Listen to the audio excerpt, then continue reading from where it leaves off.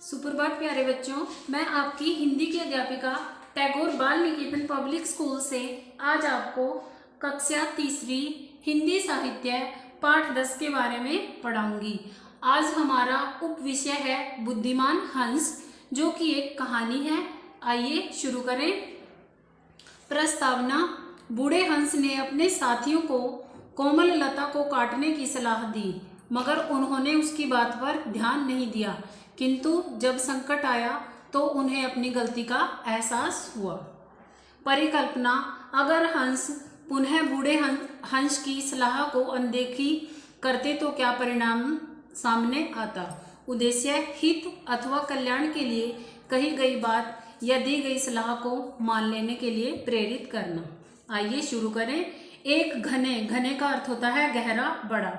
एक घने जंगल में एक बहुत ऊंचा पेड़ था। उसकी शाखाएं होती हैं टहनियाँ, छतरी की तरह फैली हुई थी और बहुत घनी थी। हंसों का एक बड़ा झुंड उस पेड़ पर निवास करता था। एक घने जंगल में एक बहुत ऊंचा वृक्ष था। उसकी जो टहनियाँ थी वो छतरी की तरह फैली हुई थी, छाते की आकार की थी। और हंसों का एक बड़ा झुंड का अर्थ होता है समूह या परिवार, रहता था। उनमें से एक बूढ़ा हंस बुद्धिमान था। उनमें एक जो बूढ़ा हंस था वो बहुत शाना था, वह बहुत समझदार था। उसने पेड़ के पास एक बेल को उगते हुए देखा। इसके बारे में उसने दूसरे हंसों से बातचीत की। बूढ़े हंस ने उनसे पूछा, क्या तुमने पेड़ पर चढ़ती हुई इस लता को देखा है? लता का अर्थ होता है बेल। तुम्हें इसे जल्दी से जल्दी नष्ट कर देना चाहिए। जो बुद्धिमान हंस था उसने उस बेल के प्रति क्या सलाह दी कि हमें इस बेल को जल्दी से जल्दी नष्ट कर देना चाहिए। हंसों ने आश्चर्य से पूछा, पर अभी क्यों? यह तो बहुत छोटी है, यह हमें क्या हानि पहुंचा सकती है? हंसों ने आश्चर्य का अर्थ होता है हैरान होकर पूछा कि अभी क्यों? अभी तो यह बहुत छोटी है, अभी हमें यह कोई नुकसान नहीं पहुंचा सकती। हानि का अर्थ होता है नुकसान। फिर जो बुद्धिमान हंस था, बूढ़े हंस ने कहा, मेरे मित्रों, बूढ़े हंस ने कहा, यह छोटी सी लता देखते ही देखते बड़ी हो जाएगी, कि तुम थोड़े दिन वेट करो, थोड़े दिन इंतजार करो कि यह तो धीरे धीरे बड़ी हो जाएगी। यह हमारे पेड़ पर चढ़कर उसे लिपटती जाएगी और फिर कुछ समय पश्चात मोटी और मजबूत हो जाएगी।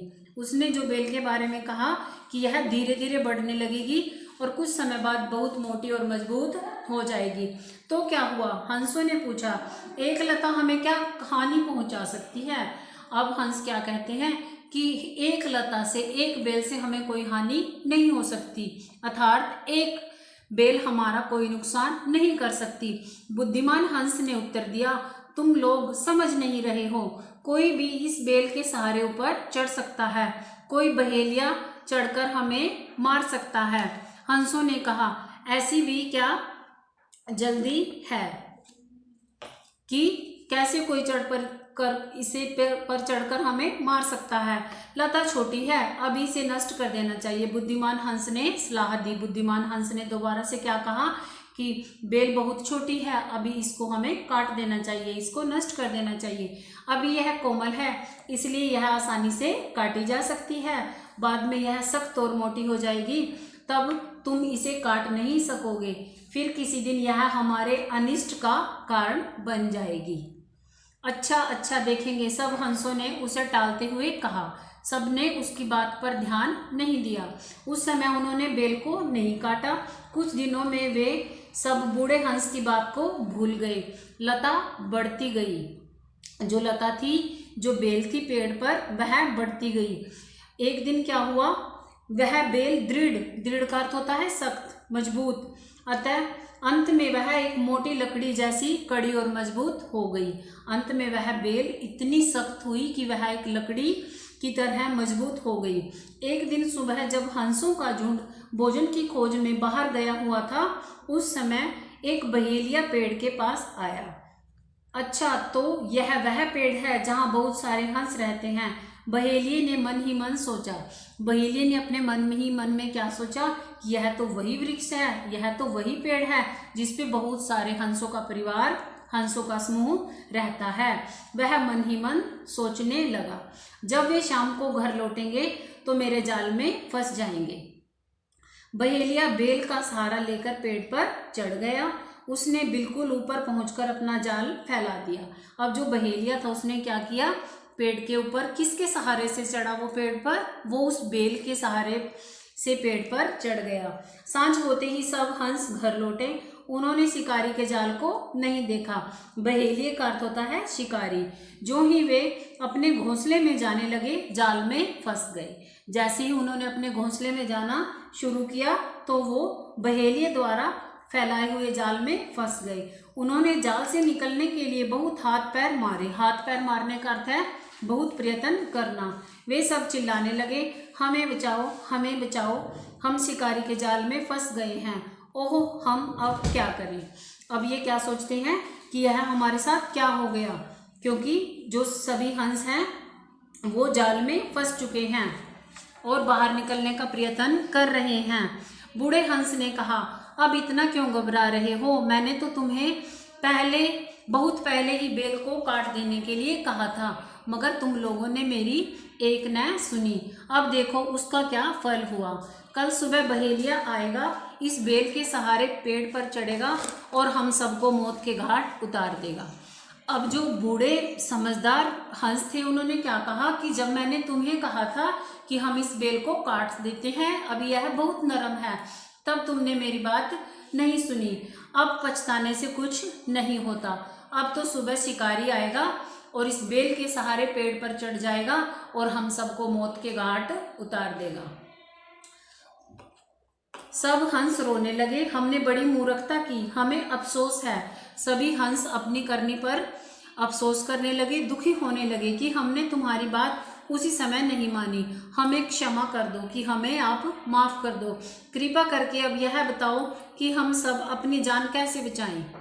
बूढ़ा हंस बोला, अच्छा तो ध्यान से सुनो कि हमें क्या करना चाहिए। बताओ, कृपा करके जल्दी बताओ कि हम क्या करें, क्योंकि जो सभी हंस थे वो सब उस जाल से बाहर निकलना चाहते थे। बूढ़े हंस ने कहा, जब सुबह बहेलिया आए तो तुम सब मेरे जैसे चुपचाप पड़े रहना। बहेलिया मरे हुए पक्षियों को हानि नहीं पहुंचाएगा। वह उन्हें घर ले जाने के लिए जाल से निकालकर एक एक करके जमीन पर फेंक देगा। ये देखिए, जैसा चित्र में स्पष्ट किया गया है। अब बूढ़े हंस ने क्या कहा कि जो शिकारी जब आएगा वो क्या करेगा। उसके सामने जो हंस थे वो एक मृतक शरीर की तरह लेट गए। मृतक का अर्थ होता है मरा हुआ। कि जो बहेलिया है, जो शिकारी है, वह मरे हुए पक्षियों का शिकार नहीं करेगा और वह उन्हें एक एक करके उस जाल से बाहर निकालेगा। तब हम जल्दी से उड़ जाएंगे। सुबह बहेलिया आया और उस पेड़ पर चढ़ गया। उसने जाल में फंसे हंसों को देखा। उसे सभी पक्षी मरे हुए लगे। उसने एक एक पक्षी को जाल से निकाला और जमीन पे फेंकता गया, जैसे कि चित्र में दर्शाया गया है। जब तक उसने आखिर पक्षी को जमीन पर न फेंक दिया, सब दम साधे पड़े रहे। दम साधे का अर्थ होता है सांस को रोकना। बहेलिया समझा कि वे सब मर गए हैं। यह क्या, एकाएक सब जिंदा हो गए। सबके सब पंख फड़फड़ाकर उठे और उड़ गए और जो बहेलिये का जाल था वह खाली हो गया। तो यह आपकी कहानी थी। हमें अपने बड़ों से, जैसे ये तो आपको हंस के माध्यम से समझाया गया है, परंतु हमें अपने बड़ों की बात अवश्य माननी चाहिए, क्योंकि जो बड़े होते हैं उनको हमारे से बहुत अधिक जिंदगी का अनुभव होता है। आइए शब्दार्थ करते हैं। घने, घने का अर्थ होता है गहरे। बुद्धिमान, समझदार, शाना, सख्त, कठोर, दृढ़, मजबूत, पक्का। हाथ पैर मारना, प्रयत्न करना या कोशिश करना। मूर्खता का अर्थ होता है बेवकूफ़ी। जिंदा, जीवित। शाखाएं, शाखाएं का अर्थ होता है टहनियाँ। नष्ट, बर्बाद। अनिष्ट, अनहोनी। सांझ, शाम। फल, परिणाम। दम साधना का अर्थ है सांस को रोक लेना। आइए कलम उठाओ, प्रश्नों के उत्तर करते हैं। हंस कहाँ रहते थे? हंस कहाँ रहते थे? एक ऊंचे पेड़ पर हंस रहते थे। बूढ़े हंस ने क्या देखा कि जो वृक्ष है उस पर एक लता उग गई है। बूढ़े हंस ने लता को काटने की सलाह क्यों दी? क्योंकि जो बूढ़ा हंस था वह बहुत समझदार था। उसको लगा कि भविष्य में कोई ना कोई शिकारी उस बेल के सहारे ऊपर चढ़कर उनको नुकसान पहुंचा सकता है।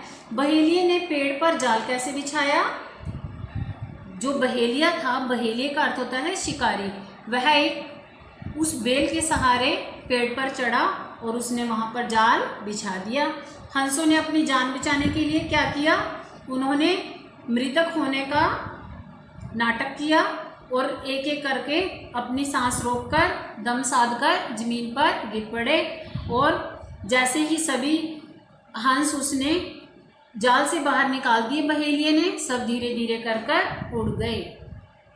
धन्यवाद प्यारे बच्चों।